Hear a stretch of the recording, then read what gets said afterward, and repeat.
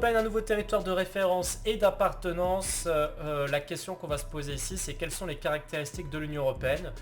On s'était quitté lundi dernier quand c'était férié avec le dernier chapitre d'histoire, ça qui parlait de la construction européenne. Là, c'est à peu près la suite, mais sauf que d'un point de vue géographique, on va vraiment se concentrer sur le présent.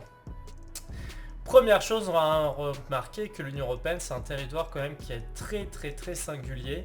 C'est-à-dire que tout simplement ça n'existe nulle part ailleurs. Une alliance de pays comme l'Union européenne n'existe nulle part ailleurs. C'est vraiment l'Europe qui là-dessus sont les premiers à mettre en place ce type d'alliance. Et c'est ce qu'on appelle aussi un ensemble à géométrie variable, c'est-à-dire qu'on peut appartenir à l'Union européenne et pourtant il peut y avoir plein de différences entre les pays. Donc ce qu'il faut savoir, c'est que l'Union européenne, tout ce qui rassemble tous les pays de l'Union européenne, c'est deux choses. C'est des valeurs démocratiques et c'est les droits de l'homme. C'est-à-dire que vraiment... Et ça c'est ultra important, on ne peut pas appartenir à l'Union européenne si on ne respecte pas les droits de l'homme et si on n'est pas une démocratie. Donc c'est pour ça que y a certains pays, clairement on ne pourra pas les voir. Alors il y en a quand même très peu en Europe, mais ça peut arriver. Il y a 28 membres à apprendre par cœur. Je vous ai dit qu'avec le Brexit, potentiellement ça pouvait changer, mais avec les dernières informations, vous savez que ce sera qu'à partir d'octobre ou novembre 2019. Donc 28 pays à apprendre. Et oui, c'est la blague, il faut les connaître les pays. On fera des tests tout à l'heure, je suis sûr que vous les connaissez. Et attention, des choses qui ont été mises en place par l'Union européenne mais qui ne sont pas forcément mises en place partout dans l'Union européenne, c'est qu'on a l'euro. L'euro qui a été créé par le traité de Maastricht en 1992 et mis en place en 2002, c'est ce qu'on a vu en histoire. Seuls 19 pays possèdent l'euro. Donc ça nous fait quand même 9 pays du coup de l'Union européenne qui n'ont pas cette monnaie. Et pareil pour l'espace Schengen, on en parle souvent. 26 pays sont dans l'espace Schengen, mais sur les 26, il y en a déjà 4 qui sont hors de l'Union européenne. Donc si vous faites 28 moins 22, ça vous fait bien évidemment 6. Et c'est donc le nombre de pays de l'Union européenne qui n'appartient pas à l'espace Schengen. Donc voilà, il y a plein de choses à surtout ne pas confondre. Voilà une carte qui permet de résumer la situation. Tous les pays en bleu, c'est les pays que vous devez apprendre par cœur. Donc il faut être capable de les placer. Alors je vous rappelle, moyen mémotechnique. Attends, je vais mettre ma souris là que vous puissiez voir. Estonie, Lettonie, Lituanie, c'est par ordre alphabétique. Hein. Donc les trois là, vous les placez comme ça, vous savez dans quel sens on les place. Après les autres, globalement, c'est facile à retenir. Tchécoslovaquie, ça vous permettra, si vous en souvenez, hein, de la crise avec Hitler, etc. République tchèque, Slovaquie, en plus c'est dans l'ordre. Autriche, Hongrie, l'Empire, c'est dans l'ordre. Et après Roumanie, Bulgarie, là, faut vous débrouiller, au bout d'un moment, faut apprendre par cœur. Ensuite, ce qu'il faut voir de l'Union européenne, c'est qu'on a une identité plurielle, donc c'est-à-dire on a une grande diversité de milieux.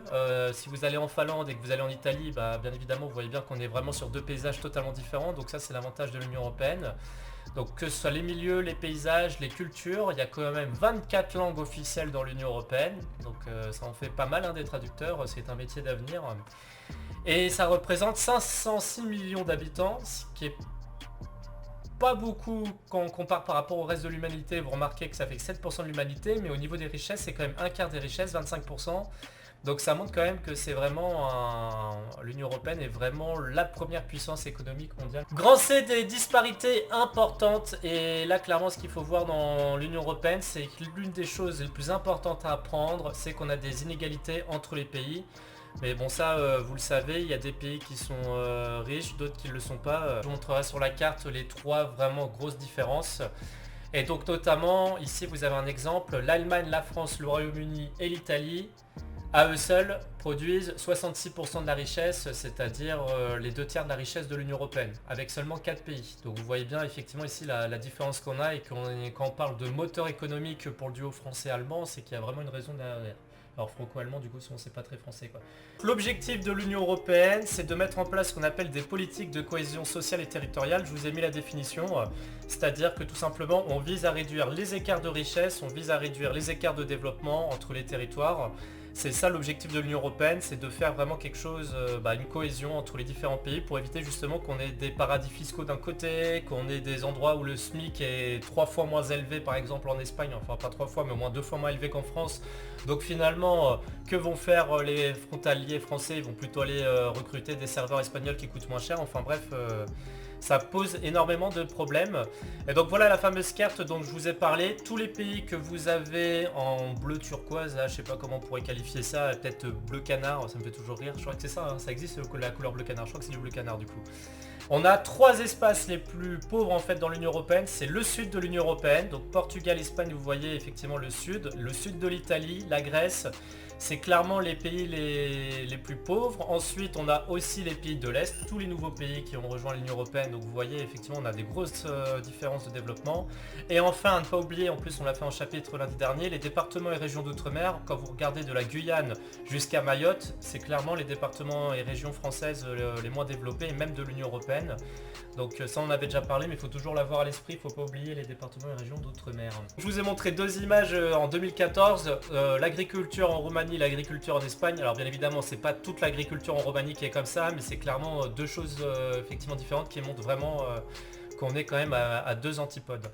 Donc voilà, la France dans l'Union Européenne.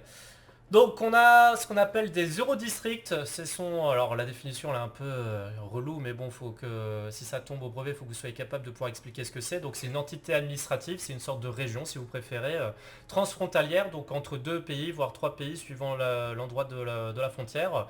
Et ça regroupe des zones urbaines et rurales. Et c'est destiné à favoriser la coopération. Donc c'est comme si on crée une nouvelle région, et par exemple j'ai décidé de prendre l'eurodistrict catalan qu'on avait vu en cours comme exemple ici. C'est-à-dire que cette partie-là de cet eurodistrict catalan, vous avez la partie sud espagnole, la partie nord française, et c'est comme si c'était une région à part. C'est-à-dire que les écoles notamment sont en bilingue, voire trilingue parce qu'il y a même le catalan. Vous avez des hôpitaux bilingues comme à Puig-Cerdà, là, qui est sur effectivement la partie ouest. Donc là vous avez par exemple un hôpital, bref c'est vraiment une région qui fonctionne, et l'objectif c'est de supprimer petit à petit les frontières pour que finalement il y ait une continuité dans l'espace et qu'on ne soit pas dans ce qui pouvait se passer avant, qu'il y a la frontière qui bloque, c'est-à-dire que vous avez une justice qui est différente, etc. Là on essaye vraiment d'essayer de faire quelque chose de beaucoup plus commun. Deuxième partie, donc la France dans l'Union Européenne, donc l'Eurodistrict, il ne faut pas oublier après du côté français, c'est qu'on a ce qu'on appelle une double interface. Une interface, pour ceux qui ne se souviennent plus, c'est la zone de contact et d'échange privilégiée entre 2 espaces distincts. Et l'avantage de la France, et elle n'est pas moindre, c'est qu'on a un côté maritime, la mer, l'océan, de l'autre côté le continent avec effectivement les frontières terrestres. Et ce qu'il ne faut pas oublier, c'est là où on voit l'importance de l'Union Européenne, c'est que 60% de ce que vend la France à l'étranger arrive en Union Européenne, en tout cas est destiné à l'Union Européenne. Donc là vous la voyez bien, la double interface française, vous avez notamment, vous savez, hein, la partie, la Manche, par rapport effectivement avec les échanges avec le Royaume-Uni, mais ça peut aller jusqu'aux Pays-Bas. Vous allez avoir l'Atlantique en direction des États-Unis, la mer Méditerranée en direction du Maghreb, et puis après la frontière franco-espagnole, franco-italienne, franco-allemande, franco-belge, enfin bref, tous les camions routiers. Si vous vous amusez cet été, si vous avez la chance de partir en vacances et que vous partez en voiture, vous essayez de regarder la plaque de tous les camions et vous verrez effectivement qu'on est un peu partout en Europe. Pour finir, ce qu'on appelle la mégalopole européenne, c'est un espace fortement urbanisé qui concentre une forte densité de population et de richesse allant du sud-est de l'Angleterre jusqu'au nord de l'Italie, qui joue un rôle majeur dans l'organisation de l'espace européen.